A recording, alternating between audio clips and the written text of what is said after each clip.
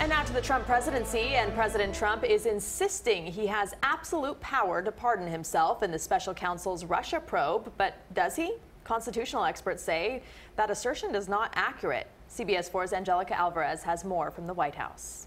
President Trump doubled down on his interpretation of executive powers, tweeting this morning, "I have the absolute right to pardon myself, but why would I do that when I have done nothing wrong?"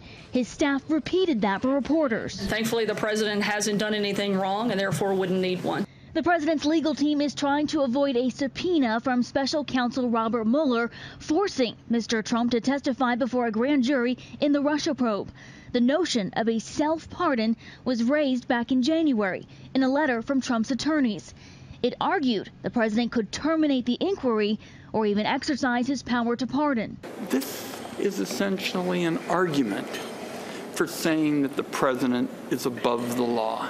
The president called the special counsel's investigation unconstitutional, and his lawyers want the whole thing wrapped up as quickly as possible. Even Richard Nixon never suggested he could pardon himself. Constitutional law professor Louis Michael Seidman says not only is there no precedent for the commander-in-chief to pardon himself, it's actually unconstitutional. Like every other official in the United States, he has to obey the United States Constitution, and pardoning himself is not consistent with his obligations as President of the United States.